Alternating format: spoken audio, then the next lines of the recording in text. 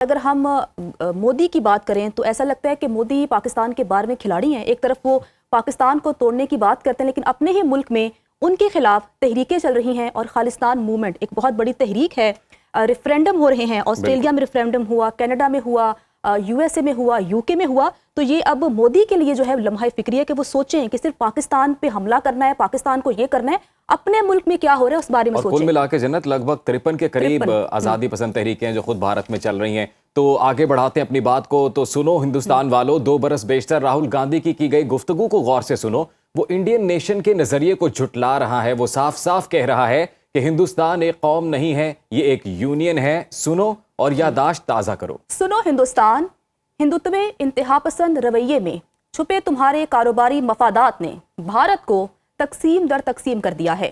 مودی کنبے کے اقتدار کا فیض ہی تو ہے کہ بھارتی امیروں نے اپنی دولت کو کئی گنا بڑھا لیا ہے اور بھارتی غریبوں نے اپنی یکجہتی کھو ڈالی. سنو ہندوستان, ترکی کے صحافی اور رجب طیب اردغان کے قریبی دوست ابراہیم کارگل کا دعویٰ ہے کہ پاک بھارت جنگ کا فیصلہ تل ابیب میں ہوا, لیکن جنگ کا نتیجہ اسرائیلی ڈیزائن کے برعکس نکلے گا. ہندوستان ٹکڑے ٹکڑے ہو جائے گا اور پاکستان کا رقبہ مزید پھیل جائے گا. ترکی کے صحافی کے مطابق اگر پاک بھارت جنگ ہوئی تو تاریخ ہی نہیں دنیا کا جغرافیہ بھی بدل جائے گا. جغرافیے کے بدلنے سے پہلے ہندوستان والوں تمہیں یہ جاننا ہوگا کہ تمہارے حکمران مودی کنبے نے کس طرح ہندوستان کو تباہی کے گڑھے میں لا کر کھڑا کیا ہے. سنو ہندوستان, تم نے مشرقی پاکستان کو بنگلہ دیش بنانے کی سازش کی, پھر بنگلہ دیش کو اپنے دباؤ میں رکھنے کی کوشش کی. سندربن کو جانے والے 6 دریاؤں کا پانی تم نے ہڑپ کر لیا, راجشاہی کو بنجر کر دیا, دریائی آبادیوں کو ویران کر دیا. سچ ہے تم نے جس سے دوستی کی اس کی نسلیں برباد کر ڈالی. سنو ہندوستان, آج کا بنگلہ دیش شیخ حسینہ کا نہیں, نوجوانوں کا بنگلہ دیش ہے. یہ بیدار بنگالیوں کا دیش ہے. یہ تمہارے مرغے کی گردن دبوچیں, تمہارا 7 ریاستوں کو تم سے توڑیں گے. یہ بدلہ لیں گے ہر اس زیادتی کا جو تم نے ان سے اب تک روا رکھی ہے. سنو ہندوستان, تمہاری ٹوٹ پھوٹ کا عمل شروع ہوا چاہتا ہے. جب مغربی بنگال میں سورش ہوگی, آسام, ناگالینڈ اپنا حق لینے کے قریب ہوں گے تو بنگلہ دیش تم سے مسلم اکثریتی علاقوں کا مطالبہ کریں گے اور پاکستان کشمیر پر اپنا قبضہ رجسٹرڈ کرے گا. اور اسی موضوع پر بات کرنے کے لیے ہمارے ساتھ موجود ہیں سابق سفیر بابر امین صاحب. بابر صاحب, بہت شکریہ آپ کے وقت کا. سر, یہ کہیے گا کہ تجزیے اور جائزے, امکانات, خدشات یہ بتا رہے ہیں کہ ہندوستان مستقبل میں دنیا کے نقشے پر نہیں ہے. 53 آزادی کی تحریکیں ہیں, 22% اقلیتوں کا بھارت پر عدم اعتماد ہے. بھارت تیزی سے اپنے انجام کی جانب دوڑا چلا جا رہا ہے. کیا کہیں گے آپ؟ سب سے پہلے تو آپ کا شکریہ مجھے پروگرام میں مدعو کرنے کے لیے.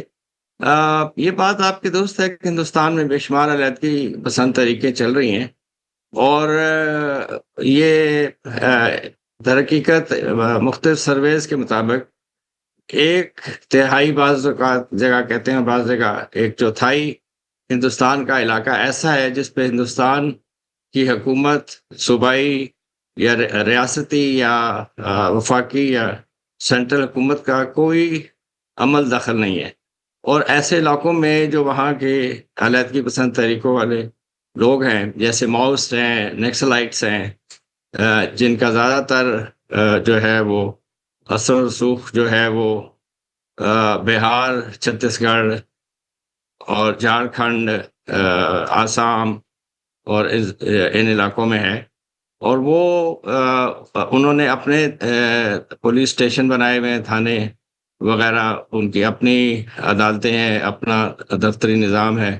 بعض جگہ پہ انہوں نے سرکاری تھانوں پہ قبضہ کیا ہے, بعض جگہ وہ علیحدہ سے اپنا پیرلل نظام چلا رہے ہیں. اچھا سر, چوتھی بڑی فوجی قوت بھارت کی ہم بات کریں تو اپنی فوجی طاقت کے بلبوتے پر کشمیر, پنجاب, ناگالینڈ, آسام میں جذبہ آزادی کچلنے میں ناکام ہے. کیا پاکستان کے لیے یہ بہت بڑا موقع نہیں ہے کہ ان تحریکوں کو جو ہے وہ مزید تیز کیا جائے, مضبوط کیا جائے؟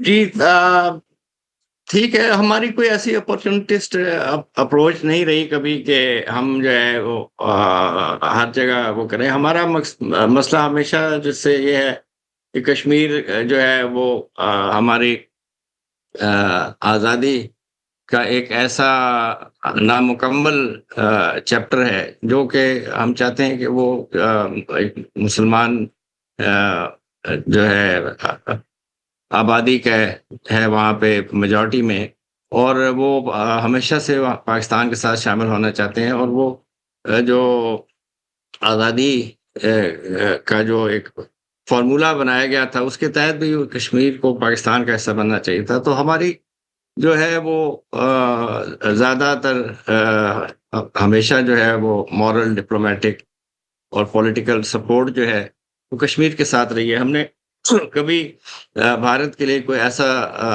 جو ہے کوشش نہیں کی کہ اس کو تنگ کیا جائے اور ریاستوں میں یا کچھ. لیکن بہرکیف یہ وہاں کے جو لوگ ہیں وہ بہتر سمجھ سکتے ہیں کہ اگر وہ سمجھ رہے ہیں کہ بھارت کے ساتھ رہتے ہوئے ان کا جو ہے آزادانہ تشخص جو ہے وہ خطرے میں ہے، ان کی مذہبی آزادی، جیسے آپ نے دیکھا کہ منی پور میں 300 سے زائد چرچوں کو انہوں نے 1 سال کے اندر مسمار کر دیا اور آگ لگا دی، اور اس کے علاوہ جو ان کے بائبلز اور ایسی مذہبی جو کتابیں تھیں ان کو بھی آگ لگائی.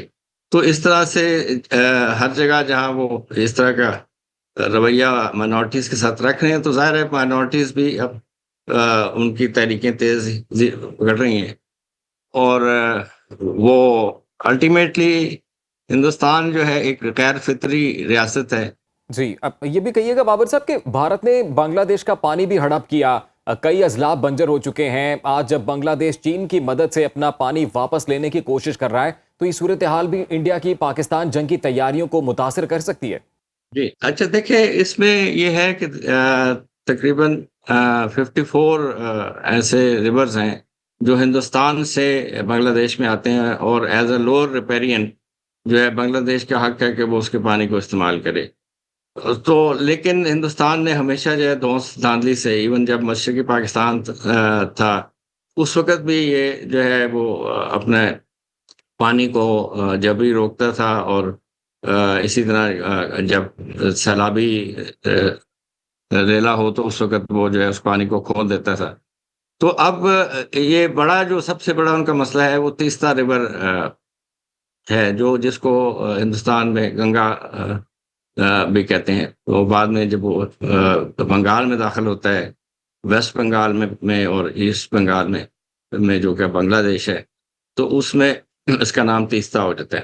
تو یہاں تقریباً 10 سال پہلے ایک معاہدہ بھی اصولی طور پہ طے پایا تھا کہ جو ہے پانی کی تقسیم کا، لیکن بعد میں پھر خود ہی ہندوستان نے جو ہے ویسٹ بنگال کی جو ان کی ریاست ہے اس کی طرف سے ایک مسئلہ اٹھوا کے اور اعتراض اٹھوا کے اس کو جو ہے شیلف کروا دیا، اس کو اس پہ عمل درآمد نہ ہو سکا. تو اب بنگلہ دیش جو ہے اس کو کا دار و مدار کافی زیادہ پانی پہ ہے، نہ صرف جو ہے کھیتی باڑی کے لیے بلکہ وہ نیویگیشن کے لیے بھی اس کو استعمال کرتے ہیں.